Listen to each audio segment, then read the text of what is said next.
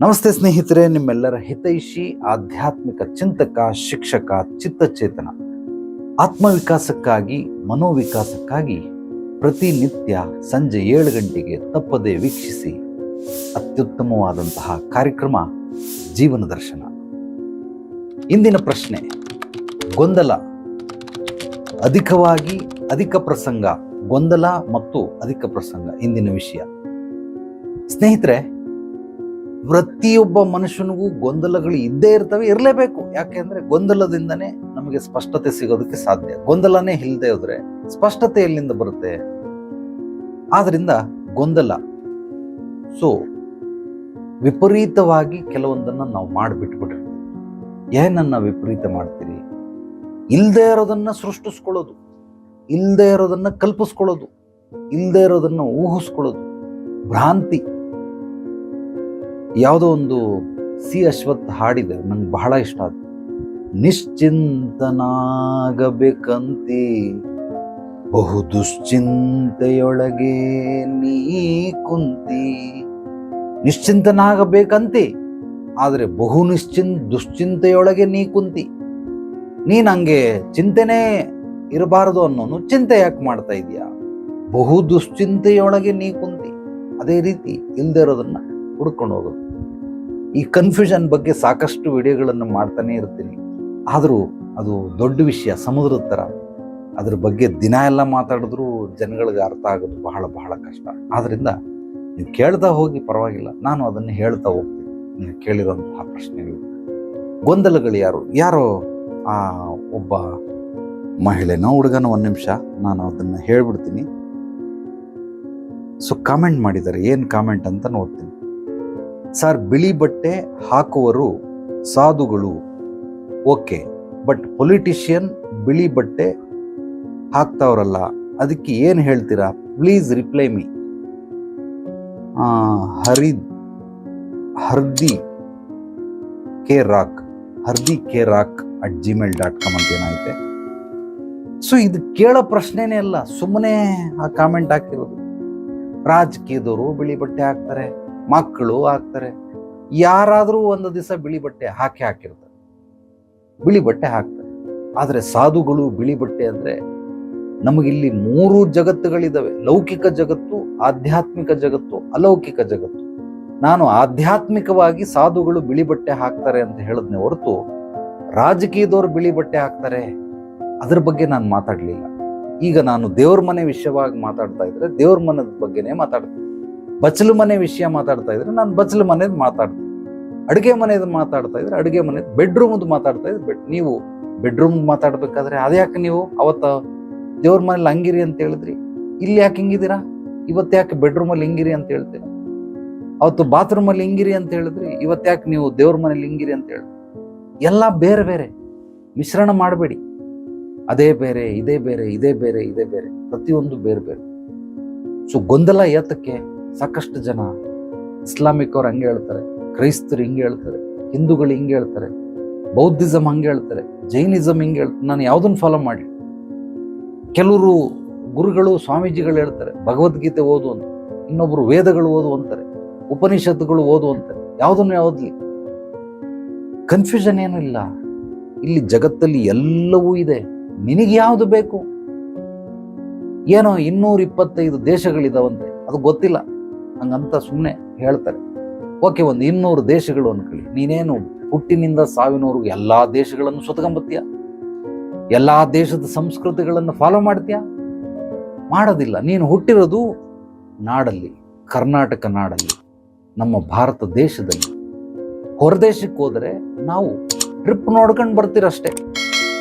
ನಾನು ಅಮೆರಿಕಕ್ಕೆ ಹೋಗಿದ್ದೆ, ಇಂಗ್ಲೆಂಡ್ಗೆ ಹೋಗಿದ್ದೆ, ನಾನು ಶ್ರೀಲಂಕಾ ನೋಡಿದೆ, ನೇಪಾಳ ನೋಡಿದೆ. ಹೊರದೇಶಕ್ಕೆ ಹೋಗಿ ಟ್ರಿಪ್ ನೋಡ್ಕೊಂಡು ಬರೋದು. ಅಲ್ಲಿ ಕಲ್ಚರ್ನ ಫಾಲೋ ಮಾಡ್ತೀಯ? ಅಲ್ಲಿ ಕಲ್ಚರ್ನ ಫಾಲೋ ಮಾಡೋದಕ್ಕಾಗೋದಿಲ್ಲ. ಅಲ್ಲಿ ಕಾನೂನನ್ನ ನಾವು ಗೌರವಿಸ್ಬೇಕು. ಅದಕ್ಕೋಸ್ಕರ ನಾವಿಲ್ಲಿ ಎಲ್ಲಂದ್ರೆ ಥೂ ಅಂತ ಉಗಿದು ಬಿಡ್ತೀರಿ. ಅಲ್ಲೆಲ್ಲ ಒಗೆಯಂಗಿಲ್ಲ. ಅಮೆರಿಕದಲ್ಲಿ ಹೋದ್ರೆ ತಗೊಂಡೋಗಿ ಜೈಲ್ಗೆ ಹಾಕ್ಬಿಡ್ತಾರೆ. ಒಂದೊಂದು ದೇಶದಲ್ಲಿ ಒಂದೊಂದು ಪದ್ಧತಿಗಳು, ಅಂದ್ರೆ ಕಾನೂನು ಬೇರೆ ಬೇರೆ ರೀತಿ. ಅದಕ್ಕೆ ನಾವು ಗೌರವ ಕೊಟ್ಟು ಅದರಂತೆ ನಡ್ಕೋಬೇಕು.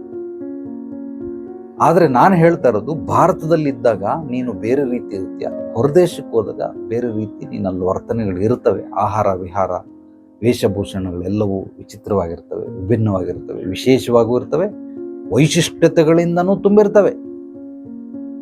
ನೀನು ನೋಡ್ಕೊಂಡು ಮತ್ತೆ ಭಾರತಕ್ಕೆ ಬಂದು ಇಲ್ಲಿ ತರ ಪದ್ಧತಿಯಲ್ಲೇ ಬದುಕ್ತೀಯ. ಇಲ್ಲಿವರೆಗೂ ಆ ದೇಶದಲ್ಲಿ ಇರ್ತೀಯ, ಆ ದೇಶದ ಪ್ರಜೆ ನೀನು, ಪ್ರಜೆ ಅಲ್ಲ ಪ್ರವಾಸಿಗ. ಆ ಪ್ರವಾಸವನ್ನು ಮುಗಿಸಿ ಬಂದ್ಮೇಲೆ ಮಾಮೂಲಿ ಹಿಂಗಿರ್ತೀನಿ. ಅದೇ ರೀತಿ ನಿನಗೆ ಏನು ಇಷ್ಟ ಆಗುತ್ತೆ ನೋಡು. ಇದೆಲ್ಲವೂ ಏನು 200 ದೇಶಗಳು ಅಂತ ಹೇಳಿದ್ನಲ್ಲ, ಆಫ್ರಿಕಾದಲ್ಲೇ ಒಂದು ನಿಯಮ, ಅಮೆರಿಕದಲ್ಲೇ ಒಂದು ನಿಯಮ, ಆಸ್ಟ್ರೇಲಿಯಾದಲ್ಲೇ ಒಂದು ನಿಯಮ, ಮಲೇಷ್ಯಾದಲ್ಲೇ ಒಂದು ನಿಯಮ, ಚೈನಾ ಒಂದು ನಿಯಮ, ಜಪಾನ್ ಒಂದು ನಿಯಮ, ಕೆನಡಾ ಒಂದು ನಿಯಮ, ಬೇರೆ ಬೇರೆ ದೇಶದ್ದು ಒಂದೊಂದು ನಿಯಮಗಳಿರ್ತವೆ. ನಮ್ಮ ಭಾರತದಲ್ಲಿ ಹಿಂಗಿದೆ, ಅವರು ಹಂಗೆ ಇರ್ಬೇಕಾಯ್ತು. ಅವ್ರು ಯಾಕೆ ಹಂಗಿರ್ಬೇಕು? ಹಂಗೆ ಮುಸ್ಲಿಮ್ಸ್ ಅವರು ಹಿಂಗಿದ್ದಾರೆ, ಕ್ರಿಶ್ಚಿಯನ್ಸ್ ಅವರು ಹಂಗೆ ಇರ್ಬೇಕು, ಅವ್ರು ಯಾಕೆ ಹಂಗಿರ್ಬೇಕು?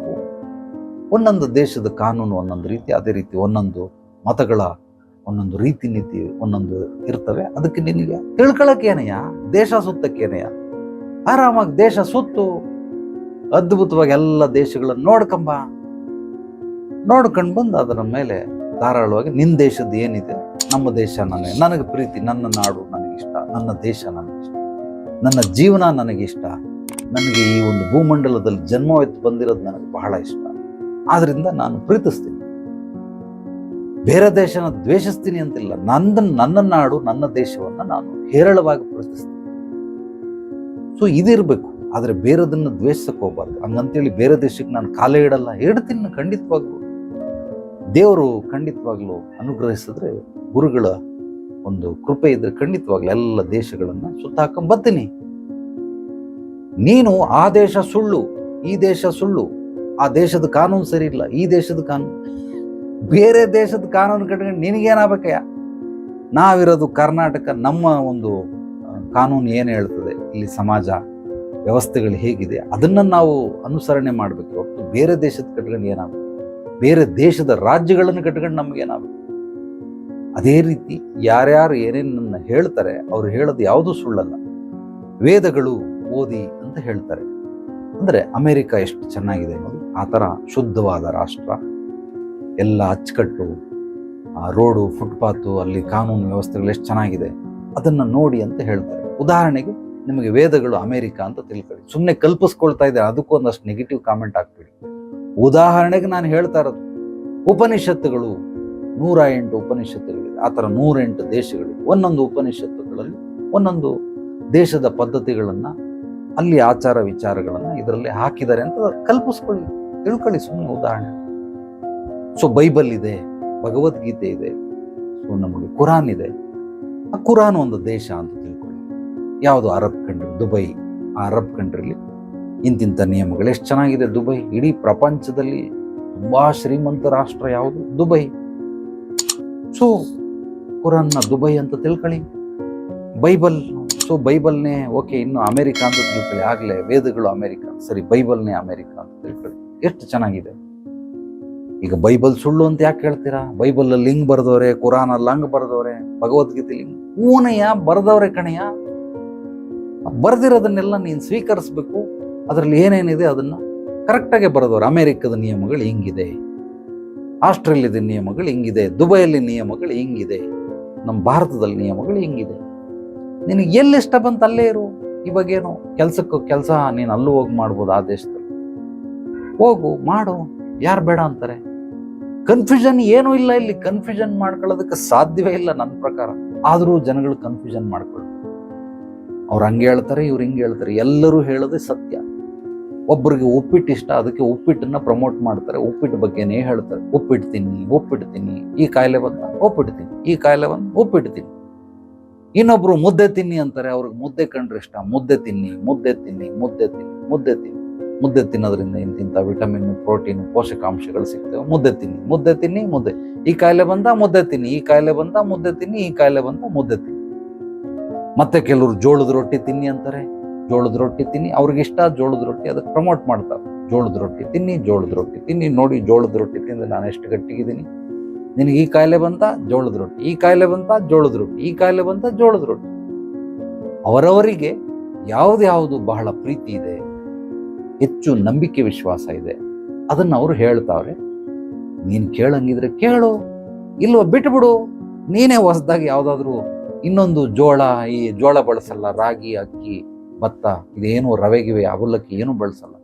ಹೊಸದಾಗಿ ನೀನೇ ಹುಡುಕಾಡು, ಬೆಳೆದ್ಬಿಟ್ಟು ನೀನು ಅದನ್ನು ನಿಂದೆ ಒಂದು ಮತವನ್ನು ಹುಟ್ಟಾಕು, ಒಂದು ರೀತಿ ನಿಯಮಗಳನ್ನು ಹುಟ್ಟಾಕು. ಇಸಮ್ಗಳು ಅಂತಾರೆ ಈ ಕಲಾಕೃತಿ ಅಲ್ಲ, ಎಲ್ಲದರಲ್ಲೂ ಇಸಮ್ಗಳಿದಾವೆ. ನೃತ್ಯದಲ್ಲಿ, ಸಾಹಿತ್ಯದಲ್ಲಿ, ಸೊ ಹಾಡು ಸಂಗೀತದಲ್ಲಿ ಆ ರೀತಿ ಇಸಮ್ಗಳಿದಾವೆ. ಮೂಲವಾಗಿ ಕಲೆಯಲ್ಲಿ ಇಸಮ್ಗಳಿರ್ತವೆ. Okay, modernism, futurism, Dadaism, impressionism, expressionism, futurism, ಅಬ್ಸ್ಟ್ರಾಕ್ಟಿಸಮ್.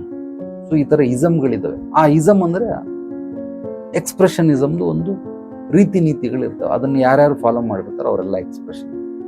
ಇಂಪ್ರೆಷನಿಸಮ್ದು ಒಂದು ರೀತಿ ನೀತಿಗಳಿದ್ದಾವೆ, ಅದೆಲ್ಲ ಒಂದು ಇಸಮ್. ಆ ಥರ ನೀನೇ ಒಂದು ಹೊಸ ಇಸಮ್ನ ಹುಟ್ಟಾಕು.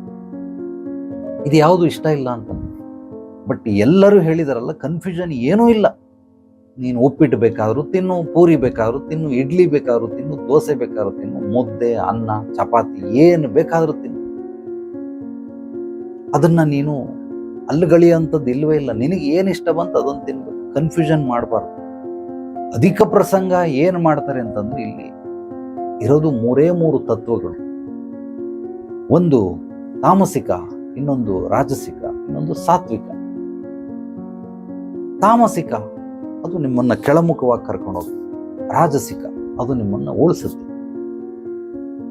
ಸೊ ಸಾತ್ವಿಕ ಅದು ನಿಮಗೆ ಮೇಲೆತ್ಕೊಂಡು, ಸಾತ್ವಿಕ ತತ್ವ ಅಂತ ಕರೀತಾರೆ. ಒಂದು ಕೆಳಗಡೆ ಇಳಿಸೋದು, ಇನ್ನೊಂದು ಉಳಿಸೋದು, ಇನ್ನೊಂದು ಬೆಳೆಸೋದು. ಯಾವ್ದು ಬೇಕು ನಿನಗೆ? ಈಗ ಕೆಲವರು ಮುಟ್ಟಾಳ್ರು ಅಧಿಕ ಪ್ರಸಂಗತನ ಏನ್ ಮಾಡ್ತಾರೆ, ಅದರಲ್ಲಿ ಸಾತ್ವಿಕದಲ್ಲಿ ಒಳ್ಳೆಯದು, ಸಾತ್ವಿಕದಲ್ಲಿ ಕೆಟ್ಟದ್ದು ಅಂತ ಮಾಡ್ತಾರೆ. ಸಾತ್ವಿಕ ಅಂತಂದ್ರೆ ಅದು ಒಳ್ಳೇದು, ಮುಗಿದೋಯ್ತದು. ಅದರಲ್ಲಿ ಇವನು ಇನ್ನೊಂದು ಕೆಟ್ಟದನ್ನು ಸೇರಿಸ್ತಾವನ. ಆಲ್ರೆಡಿ ತಾಮಸಿಕದಲ್ಲಿ ಕೆಟ್ಟದಿದೆ. ಆ ಗುಣವನ್ನ ನೀನು ಅಂದ್ರೆ ಕೆಳಗಡೆ ದುಶ್ಚಟಗಳನ್ನು ಮಾಡ್ತಾರೆ, ಸೋಮಾರಿತನ ಮಾಡ್ತಾರೆ. ಅವನು ಆಲ್ರೆಡಿ ತಾಮಸಿಕದ ಅದರಲ್ಲಿ ಬಂದ್ಬಿಟ್ಟಿದೆ. ಅದನ್ನ ಈಗ ಸಾತ್ವಿಕದಲ್ಲಿ ಅಧಿಕ ಪ್ರಸಂಗತನ ಎಕ್ಸ್ಟ್ರಾ ಸೇರಿಸೋದು, ಇನ್ನೊಂದಷ್ಟು ತಗಳಯ ಅಂತ. ಕನ್ಫ್ಯೂಷನ್ ಆಲ್ರೆಡಿ ಜನಗಳಿಗೆ ಕನ್ಫ್ಯೂಷನ್ ಮಾಡೋದೇ ಬೇಕಾಗಿಲ್ಲ, ಕನ್ಫ್ಯೂಷನ್ ಮಾಡ್ಕೊಂಬಿಟ್ಟವ್ರೆ. ಅಂಥದ್ರಲ್ಲಿ ಈಗ ಆ ಕನ್ಫ್ಯೂಷನ್ ಒಳಗಡೆ ಇನ್ನೊಂದು ಕನ್ಫ್ಯೂಷನ್ ಏನು, ಸಾತ್ವಿಕದಲ್ಲಿ ಒಳ್ಳೆಯದಂತೆ ಕೆಟ್ಟದ್ದಂತೆ. ಯಾರಲ್ಲೇ ನಿನಗೆ ಹೇಳಿದವರು? ನೀವೇ ಹೇಳಿದ್ರಿ ಗುರುಗಳೇ. ಎಲ್ಲದರಲ್ಲೂ ಆಪೋಸಿಟ್ ಡೈರೆಕ್ಷನ್, ಮೇಲೆ ಕೆಳಗಡೆ, ಅಕ್ಕ ಪಕ್ಕ, ಹಿಂದೆ ಮುಂದೆ, ಗಂಡು ಹೆಣ್ಣು, ಹಗಲು ಇರುಳು. ಅದೇ ತರ ಸಾತ್ವಿಕದಲ್ಲಿ ನೆಗೆಟಿವ್ ಪಾಸಿಟಿವ್. ಸಾತ್ವಿಕದಲ್ಲಿ ನೆಗೆಟಿವ್ ಪಾಸಿಟಿವ್ ಅಂತ ಇಲ್ಲಪ್ಪ. ಎನರ್ಜಿ ಅಂದ್ರೆ ಒಂದೇ. ಆ ಎನರ್ಜಿಯನ್ನ ನೀವು ನೆಗೆಟಿವ್ ಉಪಯೋಗಿಸ್ಕೊಳ್ತೀಯ, ಪಾಸಿಟಿವ್ ಉಪಯೋಗಿಸ್ಕೊಳ್ತೀಯ. ಎನರ್ಜಿ ಒಂದೇ. ಚಾಕು, ಕತ್ತಿ ಇದೆ, ಸೊ ಮಚ್ಚಿದೆ ಅಂತ ಇಟ್ಕೊಳ್ಳಿ. ಆ ಮಚ್ಚನ್ನ ನೀನು ಹಗ್ಗ ಕಟ್ ಮಾಡ್ಬೋದು, ಸೊ ಕಳೆ ಕೀಳ್ಬಹುದು, ವ್ಯವಸಾಯಕ್ಕೆ ಉಪಯೋಗಿಸ್ತಾರೆ. ಕೆಲವೊಂದೆಲ್ಲ ಈ ಮನೆ ಕಟ್ಟೋದಕ್ಕೆ ಅದನ್ನೆಲ್ಲ ಕತ್ತರಿಸಿ ಉಪಯೋಗಿಸ್ತಾರೆ. ಅದೇ ಮಚ್ಚನ್ನ ಹಿಡ್ಕೊಂಡು ಒಬ್ಬ ಕೊಲೆ ಮಾಡ್ತಾನೆ, ಪ್ರಾಣಿ ಪಕ್ಷಿಗಳನ್ನು ಕಡಿತಾನೆ, ಮಾಡಬಾರದು ಕೃತ್ಯಗಳನ್ನೆಲ್ಲ, ಪಾಪ ಕೃತ್ಯಗಳನ್ನ ಮಾಡ್ತಾನೆ. ಮಚ್ಚು ಎನರ್ಜಿ ಅಷ್ಟೇ. ಆ ಎನರ್ಜಿನ ನೀನು ಒಳ್ಳೇದಕ್ಕೆ ಯೂಸ್ ಮಾಡ್ತೀಯ, ಕೆಟ್ಟದಕ್ಕೆ ಯೂಸ್ ಮಾಡ್ತೀಯ. ಅದನ್ನ ನಾನು ಎಕ್ಸಾಂಪಲ್ ಕೊಟ್ರೆ, ನೀನ್ ಅದನ್ನ ಸಾತ್ವಿಕದಲ್ಲಿ ಒಳ್ಳೆಯದು ಕೆಟ್ಟದ್ದು, ರಾಜಸಿಕದಲ್ಲಿ ಒಳ್ಳೆಯದು ಕೆಟ್ಟದ್ದು, ಸೊ ತಾಮಸಿಕದಲ್ಲಿ ಒಳ್ಳೆಯದು ಕೆಟ್ಟದ್ದು, ಮತ್ತೆ ತಿರ್ಗಾ ಅದರಲ್ಲಿ ಒಳ್ಳೆಯದು ಕೆಟ್ಟದ್ದು ಅಂತ ಡಿವೈಡ್ ಮಾಡ್ತೇವೆ. ಇದೇನಂದ್ರೆ ಎಕ್ಸ್ಟ್ರಾ ಇಲ್ದೇ ಇರೋದನ್ನ ಎಕ್ಸ್ಟ್ರಾ ತಗೊಂಬಂದು ಸೇರಿಸೋದು, ಅಧಿಕ ಪ್ರಸಂಗಿತನ ಅಂತ ಕರೀತಾರೆ. ಈ ಮಟ್ಟದಲ್ಲಿ ಮಾಡೋನಿಗೆ ಯಾವಾಗ ದೇಶ ಉದ್ಧಾರ ಆಗುತ್ತೆ? ದೇಶ ಬಿಟ್ಬಿಡಿ, ರಾಜ್ಯ, ನಾವು ನಮ್ಮ ಕುಟುಂಬ ಯಾವಾಗ ಉದ್ಧಾರ ಆಗುತ್ತೆ? ಖಂಡಿತವಾಗ್ಲೂ ಆಗೋದಿಲ್ಲ. ಅದಕ್ಕೋಸ್ಕರ ಯಾವ್ಯಾವುದನ್ನ ಹೇಗಿದೆಯೋ ಆಗ ಸ್ವೀಕರಿಸೋದು ಕಲಿಸ್ಕೊಳ್ಳಿ. ಏನನ್ನ ನಾವು ಮಲ್ಟಿಪಲ್ ಮಾಡಬೇಕು, ಏನನ್ನ ನಾವು ಮೈನಸ್ ಮಾಡಬೇಕು, ಏನನ್ನ ಪ್ಲಸ್ ಮಾಡಬೇಕು, ಏನನ್ನ ಡಿವೈಡೆಡ್ ಬೈ ಮಾಡಬೇಕು. ಕೊಡೋದು ಕಳಿಯೋದು ಎಲ್ಲ ಶಾಲೆಗೆ ಹೋಗಿರ್ತೀರ, ಕಲಿಸ್ಕೊಟ್ಟಿದ್ದಾರೆ. ಇಂಟು ಮಾಡು ಅಂತಂದ್ರೆ ಅದನ್ನು ಡಿವೈಡ್ ಮಾಡೋದು, ಪ್ಲಸ್ ಮಾಡು ಅಂದರೆ ಮೈನಸ್ ಮಾಡೋದು, ಮೈನಸ್ ಮಾಡು ಅಂದರೆ ಪ್ಲಸ್ ಮಾಡೋದು. ಈ ಥರ ಅದಕ್ಕೆ ಅದ್ರದ್ದು ಮಾಡಿದ್ರೆ ಖಂಡಿತವಲ್ಲ ಆಗೋದಿಲ್ಲ. ಅದಕ್ಕೆ ಶಾಲಾ ಕಾಲೇಜುಗಳಲ್ಲಿ ಏನು ಹೇಳ್ಕೊಡ್ತಾರೆ? ಶಿಕ್ಷಣ ಅಂದರೆ ಏನು? ಎಲ್ಲವೂ ಒಂದು ಸರಿಯಾದ ರೀತಿಯಲ್ಲಿ ನಮ್ಮ ಒಂದು ದೃಷ್ಟಿಕೋನವನ್ನು, ಬುದ್ಧಿ ಜ್ಞಾನವನ್ನು ಸದುಪಯೋಗ ಪಡಿಸ್ಕೊಳ್ಳುವಂಥದ್ದಕ್ಕೆ ಶಿಕ್ಷಣ ಅಂತ ಕರೀತಾರೆ. ಆ ಶಿಕ್ಷಣದಲ್ಲಿ ಬಹಳ ಸ್ಪಷ್ಟವಾಗಿ ಹೇಳ್ಕೊಡ್ತಾರೆ. ಅದನ್ನ ನಾವು ತಿಳ್ಕೊಳ್ಳೋದು ಬಿಟ್ಬಿಟ್ಟು ಪ್ಲಸ್ ಮಾಡು ಅಂದರೆ ಮೈನಸ್ ಮಾಡೋದು, ಮೈನಸ್ ಮಾಡು ಅಂದರೆ ಪ್ಲಸ್ ಮಾಡೋದು, ಈ ರೀತಿ ಮಾಡ್ತಾ ಹೋದ್ರೆ ಹೇಗೆ ಅದು ಸಾಧ್ಯವಾಗುತ್ತೆ? ಆದ್ರಿಂದ ಕನ್ಫ್ಯೂಷನ್ ಇಲ್ಲಿ ಇಲ್ಲವೇ ಇಲ್ಲ. ನನಗೆ ತಿಳಿದಂಗೆ. ಆದರೆ ಕನ್ಫ್ಯೂಷನ್ ಮಾಡ್ಕೊಂಡಿದ್ದಾರೆ. ಕನ್ಫ್ಯೂಷನ್ ಮಾಡ್ಕೊಳ್ಳೋದ್ರ ಜೊತೆಗೆ ಇನ್ನೊಂದಷ್ಟು ಜನ ಇನ್ನೂ ಕನ್ಫ್ಯೂಷನ್ ಆಗ್ಬಿಡ್ಲಿ ಅಂತೇಳಿ ಸಾತ್ವಿಕದಲ್ಲಿ ಒಳ್ಳೆಯದು ಕೆಟ್ಟದ್ದು ಅಂತೆ. ಸಾತ್ವಿಕ ಅಂದ್ರೇನೆ ಮುಗಿದೋಯ್ತು ಕಣೆಯ, ಅದು ಸಮುದ್ರ ಅಂತ ಹೇಳ್ಬಿಟ್ರೆ ಮುಗಿದೋಯ್ತು. ಆ ಸಮುದ್ರದಲ್ಲಿ ಬೇರೆ ಬೇರೆ ಮತ್ತೆ ತಿರ್ಗಾ ಬೇರೆ ಅದರಲ್ಲಿ ಅಲ್ಲಗಳಿಯೋದು ಅವಶ್ಯಕತೆನೇ ಇಲ್ಲ. ನದಿ ಅಂದ್ರೆ ಮುಗಿದೋಯ್ತು, ನದಿ ಅಷ್ಟೇ. ಅದರಲ್ಲಿ ನೀವು ಹೆಸರುಗಳನ್ನು ಕೊಟ್ಕೊಳ್ತಾವೆ, ಏನೇ ಹೆಸರು ಕೊಟ್ರೆ ಅದು ನದಿನೇ. ಕೆರೆಗಳು ಅಂದ್ರೆ ಮುಗಿದೋಯ್ತು, ಬಾವಿ ಅಂದ್ರೆ ಮುಗಿದೋಯ್ತು ಅಷ್ಟೇ. ಸ್ವಿಮ್ಮಿಂಗ್ ಪೂಲ್ಗಳು, ಟ್ಯಾಂಕ್, ಅದೇನು ನಮ್ಮ ಕೆಳಗಡೆ ಸಂಪಲ್ಲಿ ಇರ್ತದೆ, ಸೊ ಮೇಲ್ಗಡೆ ಒಂದು ವಾಟರ್ ಟ್ಯಾಂಕ್ ಇರ್ತದೆ, ಅಷ್ಟೇ ಮುಗಿದೋಯ್ತು. ಅದರಲ್ಲೂ ಮತ್ತೆ ಬೇರೆ ವಾಟರ್ ಟ್ಯಾಂಕ್ ಅಲ್ಲಿ ಒಳ್ಳೆಯದು ಕೆಟ್ಟದ್ದು, ನದಿಯಲ್ಲಿ ಒಳ್ಳೆಯ ನದಿ ಕೆಟ್ಟ ನದಿ, ಅದು ಯಾವ್ದಪ್ಪ ಅದು ಒಳ್ಳೆ ನದಿ ಕೆಟ್ಟ ನದಿ? ಸೊ ಇಲ್ದೇ ಇರೋದನ್ನೆಲ್ಲ ಎಕ್ಸ್ಟ್ರಾ ಮಾಡೋದನ್ನು ಬಿಟ್ಬಿಟ್ರೆ ಇರೋದನ್ನ ಹೇಗಿದೆಯೋ ಹಂಗೆ ಸ್ವೀಕರಿಸ್ಬಿಟ್ರೆ ಸಾಕು. ಅತ್ಯದ್ಭುತವಾದ ಜೀವನ. ಸಾಮಾನ್ಯ ಜ್ಞಾನ ಇದ್ರೆ ಸ್ವರ್ಗ ಸುಖಿಗಳು ನಾವು. ಪರಮಜ್ಞಾನ ಬ್ರಹ್ಮಜ್ಞಾನ ಅವಶ್ಯಕತೆ ಇಲ್ಲ. ಇದನ್ನ ನಾವೆಲ್ಲರೂ ತಿಳ್ಕೊಳ್ಬೇಕು, ನೋಡ್ಕೊಳ್ಬೇಕು, ಅರ್ಥ ಮಾಡ್ಕೊಳ್ಳಿ. ನಿಮಗೆ ತೊಂದರೆ ಇಲ್ಲ, ನೀವು ಏನೇ ಪ್ರಶ್ನೆ ಕೇಳಿದ್ರು ನಾನು ಹೇಳೋದು ಒಂದು ಸ್ವಲ್ಪ ನಿಮಗೆ ಹರ್ಟ್ ಆಗಬಹುದು, ಬಟ್ ಹೇಳೋದನ್ನ ಅರ್ಥೈಸ್ಕೊಳ್ಳಿ. ಅತ್ಯದ್ಭುತವಾಗಿ ಎಲ್ಲವೂ ಬಹಳ ಸ್ಪಷ್ಟವಾಗಿ ಪಾರದರ್ಶಕವಾಗಿ ಜೀವದ ಬಗ್ಗೆ ನಿಮಗೆ ಹೇಳ್ತಾನೇ ಇರ್ತೀನಿ. ಅದೇ ಜೀವನ ದರ್ಶನ ಅಂದ್ರೆ ಏನು ಅಂತಂದ್ರೆ ಎಲ್ಲವನ್ನು ಬಿಡಿಯಾಗಿ ಪದರವಾಗಿ ಎಳೆಯಾಗಿ ಬಿಡಿಸಿ ನಿಮ್ಮ ಮನಮಸ್ತಿಷ್ಕವನ್ನ ನಿಮಗೆ ತೋರಿಸುವಂತಹ ಒಂದು ಶುದ್ಧವಾದ ಕನ್ನಡಿ, ಆಧ್ಯಾತ್ಮಿಕ ಕನ್ನಡಿ ಅನ್ಕೊಳ್ಳಿ ಈ ಒಂದು ಕಾರ್ಯಕ್ರಮ, ಜೀವನ ದರ್ಶನ ಕಾರ್ಯಕ್ರಮ. ಈ ಕಾರ್ಯಕ್ರಮದಲ್ಲಿ ಎಲ್ಲವೂ ನಿಮಗೆ ಬಹಳ ಸ್ಪಷ್ಟವಾಗಿ ಕೇಳ್ತಾರೆ. ಏನೇ ಪ್ರಶ್ನೆಗಳಿದ್ರು ಮುಕ್ತವಾಗಿ ಹಂಚ್ಕೊಳ್ಳಿ, ಕಾಮೆಂಟ್ ಮಾಡಿ, ಇಲ್ಲ ನನ್ನ ವಾಟ್ಸಪ್ ನಂಬರ್ಗೆ ವಾಯ್ಸ್ ಮೆಸೇಜ್ ಕಳಿಸಿ. ಖಂಡಿತವಾಗ್ಲೂ ನೀವು ಕೇಳುವಂತಹ ಪ್ರಶ್ನೆಗಳಿಗೆ ನಾನು ನಿಮಗೆ ಸ್ಪಷ್ಟವಾಗಿ ಜೀವನ ದರ್ಶನ ಕಾರ್ಯಕ್ರಮದಲ್ಲಿ ಹೇಳ್ತಾ ಹೋಗ್ತೀನಿ. ಸೊ ಈ ವಿಡಿಯೋವನ್ನು ನಿಮ್ಮೆಲ್ಲ ಸ್ನೇಹಿತರಿಗೆ, ಆತ್ಮೀಯರಿಗೆ ಶೇರ್ ಮಾಡಿ. ಪಾಸಿಟಿವ್ ವಿಚಾರಗಳನ್ನು ಹಂಚೋದ್ರಿಂದ ಮಾತ್ರನೇ ಜ್ಞಾನ ಬೆಳೆಯೋದು. ಆದ್ದರಿಂದ ಎಲ್ಲರಿಗೂ ಹಂಚಿ, ಲೈಕ್ ಮಾಡಿ, ಕಾಮೆಂಟ್ ಮಾಡಿ. ನಮ್ಮ ಚಾನಲನ್ನು ಮೊದಲನೇ ಬಾರಿ ಭೇಟಿ ನೀಡಿದರೆ ಸಬ್ಸ್ಕ್ರೈಬ್ ಮಾಡಿ. 1 ಲಕ್ಷ ಸಬ್ಸ್ಕ್ರೈಬರ್ ಆಗಿದ ತಕ್ಷಣ ನಿಮ್ಮೆಲ್ಲರಿಗೂ ಒಂದು ಗುಡ್ ನ್ಯೂಸ್ ಇದೆ, ಏನು ಅನ್ನೋದನ್ನು ತಿಳಿಸ್ತೀನಿ. ಯಾರಿಗೆ ಯಾವುದೇ ರೀತಿ ಸಮಸ್ಯೆಗಳಿರಲಿ, ತೊಂದರೆಗಳಿರಲಿ, ನೇರವಾಗಿ ಬಂದು ಭೇಟಿ ಮಾಡಿ. ಖಂಡಿತವಾಗಿ ನಿಮ್ಮ ಪೂರ್ವಾಪರಗಳನ್ನೆಲ್ಲ ಕೂಲಂಕುಷವಾಗಿ ಪರಿಶೀಲನೆ ಮಾಡಿ ನಿಮಗೆ ಸಮಸ್ಯೆಗೆ ಪರಿಹಾರ ಕೊಡೋದ್ರ ಜೊತೆಗೆ ಭವಿಷ್ಯದಲ್ಲಿ ಅಭಿವೃದ್ಧಿ ಸಮೃದ್ಧಿಗಾಗಿ, ಯಶಸ್ಸು ಕೀರ್ತಿಗಾಗಿ, ಗುರಿ ಸಾಧನೆ ಗಳಿಸೋದಕ್ಕೆ ನಿರಂತರವಾದ ಬೆಂಬಲ, ಮಾರ್ಗದರ್ಶನ ಸುಬೋಧಿನಿ ಆಧ್ಯಾತ್ಮಿಕ ಪರಿಹಾರ ಕೇಂದ್ರದಲ್ಲಿ ಸಿಕ್ಕುತ್ತೆ. ಎಲ್ರಿಗೂ ಒಳ್ಳೆಯದಾಗಲಿ. ನಾಳೆ ಮತ್ತೆ ಭೇಟಿಯಾಗೋಣ ಮತ್ತಷ್ಟು ಸತ್ವಭರಿತ ವಿಚಾರಗಳೊಂದಿಗೆ. ಎಲ್ಲರೊಳಗಡಗಿರುವ ಭಗವಂತನಿಗೆ ನನ್ನ ಭಕ್ತಿಪೂರ್ವ ಪ್ರಣಾಮಗಳು. ಸರ್ವೇ ಜನೋ ಸುಖಿನೋ ಭವಂತು. ಶುಭರಾತ್ರಿ.